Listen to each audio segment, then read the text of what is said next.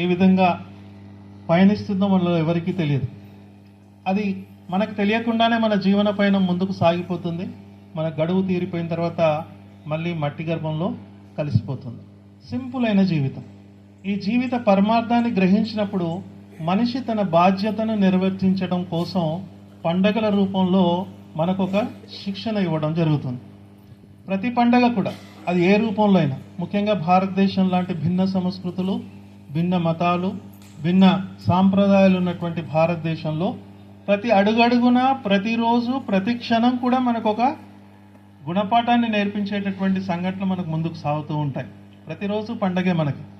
ఎప్పుడు మనం ఆనందంగా ఉండి మన చుట్టూ ఉన్నటువంటి వారికి ఆనందంగా ఉంచినప్పుడు. ముఖ్యంగా రంజాన్ మాసంలో అదే శిక్షణ మనకి ఇవ్వడం జరుగుతుంది.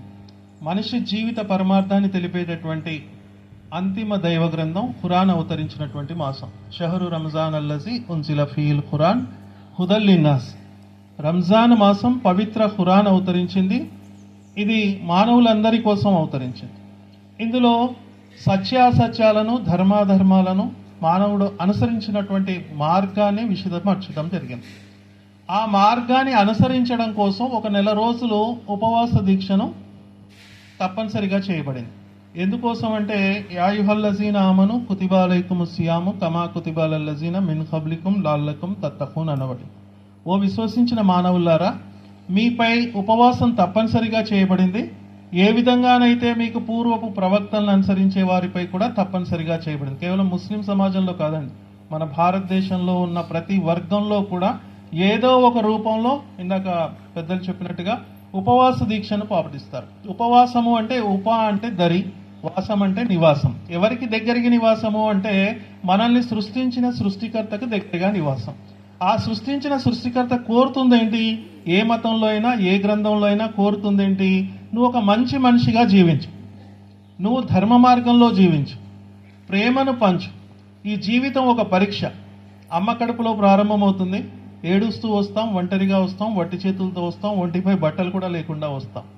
ఆ తర్వాత జీవన పయనం ముందుకు సాగిన తర్వాత, మళ్ళీ గడువు ముగిసిన తర్వాత మళ్ళీ ఒంటరిగా వట్టి చేతులతో, ఒంటిపై బట్టలు ఎవరైనా తొడిగించి చూడితే తప్ప తీసుకెళ్లి మళ్ళీ మట్టిలో కలిపేస్తారు. మరి సింపుల్ అయినటువంటి జీవితాన్ని అర్థం చేసుకోవడం కోసమే పండగలు మనకు శిక్షణ గరుపుతాయి.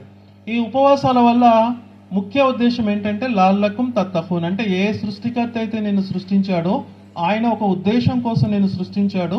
ఆ ఉద్దేశాన్ని నిర్వర్తించడం కోసం నిత్యం ఆయనకు భయపడు. మేనేజర్ చూస్తున్నారా, పోలీసు వాళ్ళు చూస్తున్నారా, ట్రాఫిక్ వాళ్ళు చూస్తున్నారా అని బయటి మానవుడికి భయపడడం కాదు. నువ్వు నీతిగా, నిజాయితీగా నీకు తిండి పెడుతున్నటువంటి సంస్థకు లేదా నువ్వు నీ కుటుంబానికి నువ్వు ఎంతవరకు న్యాయం చేకూర్చగలుగుతున్నావు అని నిన్ను నువ్వు ప్రశ్నించుకుంటూ ముందుకు సాగాలి. లేదా జాగ్రత్త, నువ్వు చేసే ప్రతి పని కూడా రేపు పరలోకంలో సమాధానం చెప్పుకోవాల్సి ఉంది అనేటటువంటి విషయాన్ని జ్ఞాపకం చేయడం కోసమే ఈ రంజాన్ మాసం వస్తుంది.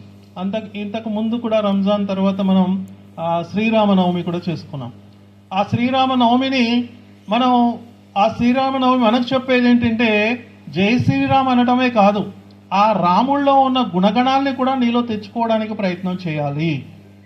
ఏమండి, ఆ రాముడు 14 సంవత్సరాలు సవితి తల్లి, తండ్రి సవితి తల్లికి ఇచ్చినటువంటి, తన సొంత తల్లికి కూడా కాదు, సవితి తల్లికి ఇచ్చినటువంటి మాట కోసం తన రాజ్యాన్ని, తన యొక్క సర్వస్వాన్ని వదిలేసి 14 సంవత్సరాలు వనవాసానికి వెళ్ళాడు. ఈరోజు మన తండ్రి, అరే నువ్వు ఇక్కడే ఉండరా బిడ్డ, సత్తుపల్లిలో పోయి అక్కడే ఉంటే మేము ఎట్లా రా అంటే, రోజు ఎవడు పోయొచ్చాడు అని అంటాం. కానీ 14 సంవత్సరాలు తండ్రి మాట కోసం విలువిచ్చినటువంటి వ్యక్తి. అలాగే సతీమణి సీత, నా భర్త ఎక్కడుంటే నేను అక్కడే ఉంటాను, నా రాజ్యము, అంతఃపురము, పరిచారికలు కాదు అని భర్త వెంట